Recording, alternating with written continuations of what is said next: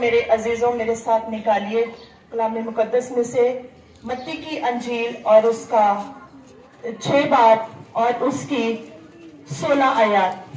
اور جب تم روزہ رکھو تو ریاکاروں کی طرح اپنی صورت اداس نہ بناؤ، کیونکہ وہ اپنا منہ بگاڑتے ہیں تاکہ لوگ ان کو روزہ دار جانیں۔ میں تم سے سچ کہتا ہوں کہ وہ اپنا اجر پا چکے۔ بلکہ جب تو روزہ رکھے تو اپنے سر میں تیل ڈال اور منہ دھو، تاکہ آدمی نہیں بلکہ تیرا باپ جو پوشیدگی میں ہے تجھے روزہ دار جانے۔ اس صورت میں تیرا باپ جو پوشیدگی میں دیکھتا ہے تجھے بدلہ دے گا۔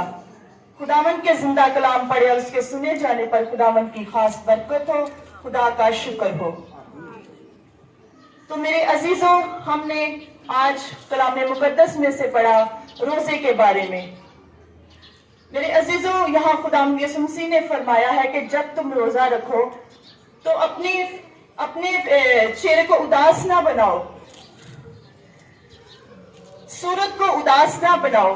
یعنی کہ ہم جب بھی روزہ رکھتے ہیں، کچھ لوگ کہتے ہیں کہ ہمیں روزہ لگ رہا ہے، اور وہ کیا کہتے ہیں کہ یعنی کہ جب بھی ہم روزہ رکھتے ہیں تو ہمیں اپنے آپ کو سب سے پہلے ہمیں ہاتھ منہ دھونا چاہیے، اس کے بعد ہمیں پاک ہونا چاہیے، پاک ہو کے اس کے بعد ہم خداوند کے حضور جھکے اور خداوند سے کہیں کہ خداوند جو بھی ہماری منت ہے، التجا ہے، یا ہم نے جس مقصد کے لیے بھی روزہ رکھا ہے، خداوند ہمارے مقصد کو پورا کرے۔ ہمارے خداوند نے فرمایا ہے کہ لوگ تم کو یہ نہ جانے کہ تم روزے میں ہو، بلکہ تم اپنا ہاتھ منہ دھو اور اپنے آپ کو فریش رکھو، کیونکہ ہم میرے عزیزوں، ہم جب بھی روزہ رکھتے ہیں تو خدا کے حضور ہم اپنے آپ کو خاکسار کریں، ہم اپنے آپ کو خداوند کے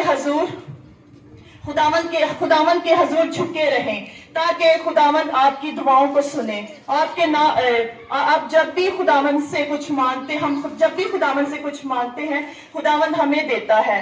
تو میرے عزیزوں، آج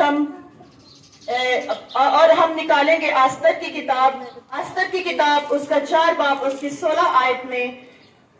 جب آستر نے روزہ رکھا تو اس نے اپنے لوگوں کو بچایا، اس نے اپنے یعنی کہ ملک کو بچایا۔ آج ہم پڑھتے ہیں آستر کی کتاب اس کا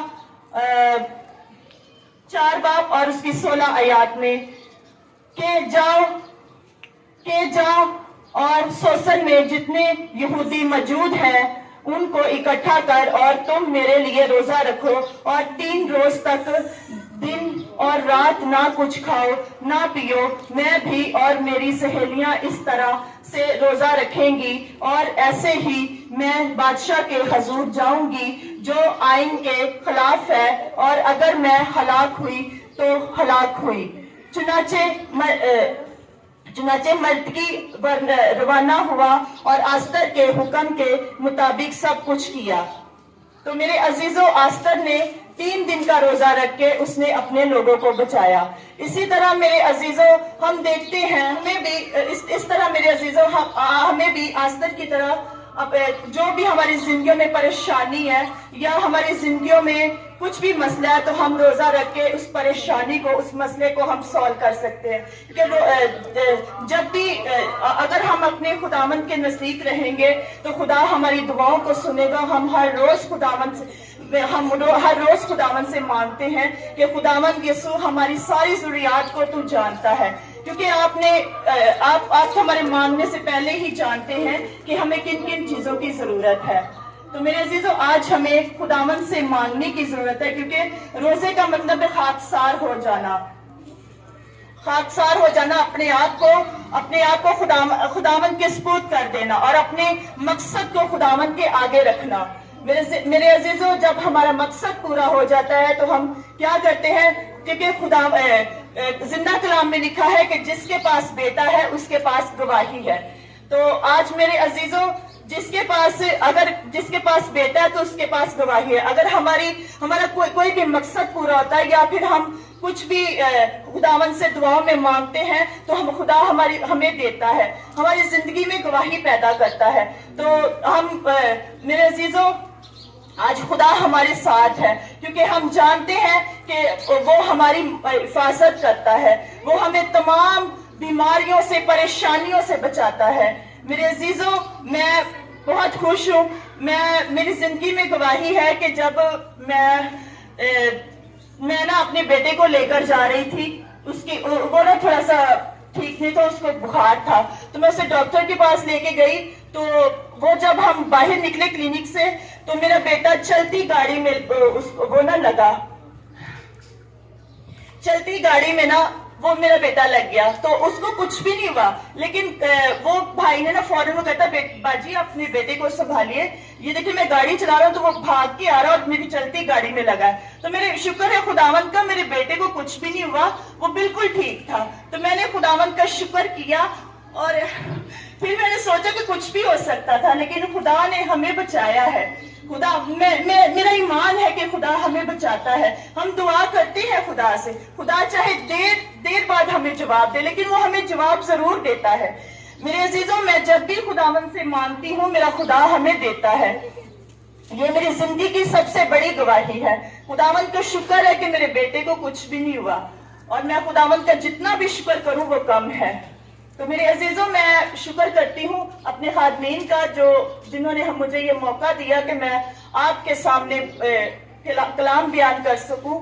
تو اسی طرح میرے عزیزوں میں خداوند کا شکر کرتی ہوں کہ میں یہی دعا کرتی کہ خداوند مجھے اور لفظوں کی ترتیب دے تاکہ میں اچھے طریقے سے آپ کے سامنے کلام کو بیان کر سکوں۔ تو اسی طرح میرے عزیزوں روزے کا مقصد ہے کہ جس طرح ہمیں سب سے پہلے ہمیں کیا کرنا ہے، اپنے آپ کو پاک کرنا ہے، اس کے بعد ہمیں روزہ رکھنا ہے، خداوند کے حضور جھکنا ہے، پھر ہمیں خاکسار ہونا ہے، خداوند کے آگے اپنے مقصد کو رکھنا ہے۔ میرے کہنے کا مطلب یہی تھا کہ خداوند اگر ہم روزے میں رہتے ہیں تو خدا ہماری دعاؤں کو سنتا ہے۔ تو اسی طرح میرے عزیزوں میں جب بھی کہیں بھی جاتی ہوں تو سب سے پہلے ہم اپنے گھر سے جب بھی نکلتے تو ہم اپنے آپ کو خداوند کے سپرد کر کے نکلتے ہیں، کیونکہ خداوند جب بھی ہم خدا کو پکارتے ہیں تو خدا کیا کرتا ہے، ہماری سنتا ہے۔